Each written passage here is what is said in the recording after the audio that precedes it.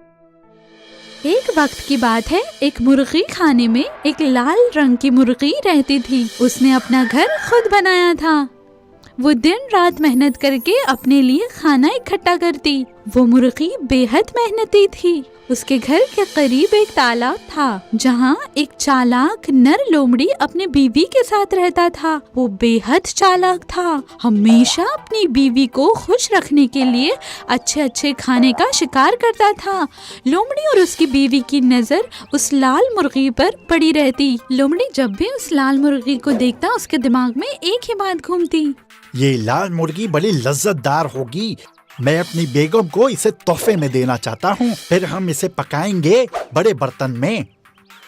ویسے ہی ایک روز لومڑی نے اپنا بازار کا تھیلا اٹھایا اور اپنی بیگم سے کہا، آج میں وہ لال مرغی کو پکڑنے جا رہا ہوں، آج رات ہم اس کی دعوت کریں گے، اسے پکانے کی تیاری کرو، تب تک بڑے سے برتن میں پانی ابالو اور میں آتا ہوں۔ بیگم سے یہ بات کہہ کر لومڑی اس لال مرغی کے گھر کے پاس چلا گیا۔ لومڑی کی بیگم بے حد خوش تھی اور اس نے مرغی کو پکانے کے لیے بڑی سی کڑھائی نکالی اور اس میں پانی اور مسالہ ڈال کر اس پانی کو ابالنے کے لیے رکھ دیا۔ اسی وقت وہ لال مرغی اپنے گھر سے باہر نکلی اور رات کے لیے کھانا جٹانے میں لگ گئی۔ اس نے چالاک لومڑی کو درخت کے پیچھے چھپا ہوا نہ دیکھا۔ لال مرغی کھانا کھوجتے کھوجتے گھر سے دور چلی گئی۔ لومڑی نے سوچا کہ یہی موقع ہے اور وہ فوراً مرغی کے گھر کے اندر گھس گیا۔ لومڑی نے پوری تیاری کر رکھی تھی کہ وہ لال مرغی کے لوٹنے کے بعد اسے کیسے پکڑے گا۔ کچھ ہی دیر بعد وہ لال مرغی اپنے رات کے کھانے کی تھیلی لے کر واپس آئی۔ اس نے گھر میں گھس کے دروازہ اندر سے بند کر دیا۔ جیسے ہی لومڑی نے دیکھا کہ مرغی کے بھاگنے کے سارے راستے بند ہو گئے ہیں، تب وہ مرغی کو پکڑنے کے لیے اس کے اوپر ٹوٹ پڑا۔ مرغی نے لومڑی کے ساتھ بہت ہمت سے مقابلہ کیا۔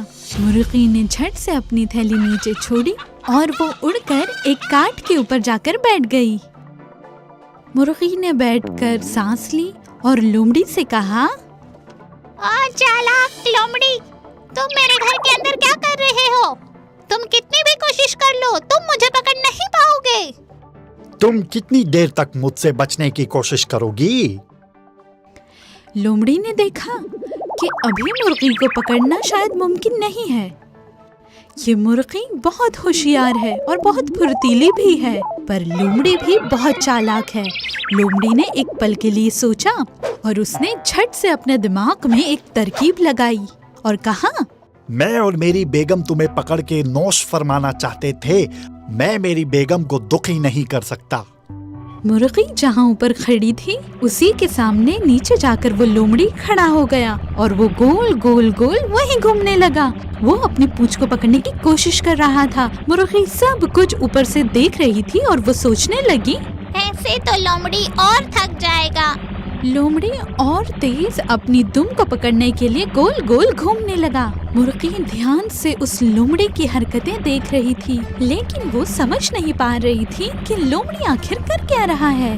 لومڑی کو گول گول گھومتے دیکھ کر مرغی کا سر گھومنے لگا اور وہ خود کو سنبھال نہ پائی۔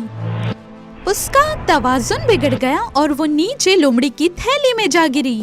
لومڑی نے تھیلے کو اپنے کاندھے پہ اٹھایا اور وہ تالاب کی طرف روانہ ہوا۔ لومڑی بہت خوش ہو گیا۔ اس نے سوچا مرغی کتنی لذیذ ہوگی۔ لومڑی آہستہ آہستہ تالاب کی اور بڑھ رہا تھا کیونکہ مرغی کو پکڑنے میں وہ بہت تھک چکا تھا۔ اس کی حالت خراب ہو چکی تھی، وہ ایک بھی قدم آگے نہیں بڑھا رہا تھا۔ پھر اس نے سوچا، لگتا ہے رات ہونے میں کافی وقت ہے، میں تھوڑا آرام فرماتا ہوں۔ لومڑی نے تھیلے کو ایک بڑے سے پتھر کے پاس رکھ دیا اور وہ پتھر پر جا کر سو گیا۔ بہت جلد اسے نیند آ گئی۔ لال مرغی نے اپنا دماغ لگایا اور وہ تھیلے سے فوراً باہر آ گئی۔ باہر آ کر اس نے لومڑی کو سوتے ہوئے پایا اور وہ حیرت زدہ ہو گئی۔ لال مرغی بے حد ہمت والی تھی۔ اس نے ہمت جٹا کر بڑے بڑے پتھر اس تھیلے سے باندھ دیے اور فوراً سے بیشتر وہ اپنے گھر چلی گئی۔ لومڑی کی نیند ٹوٹی۔ وہ اٹھ گیا لیکن اسے کچھ خبر نہ تھی۔ اس نے تھیلے کو اپنے کاندھے پہ اٹھایا اور تالاب کی جانب چل پڑا۔ لومڑی کی بیوی نے اسے دیکھا اور کہا، تو تم لال مرغی کو لے آئے؟ بالکل، کیا پانی گرم ہو گیا؟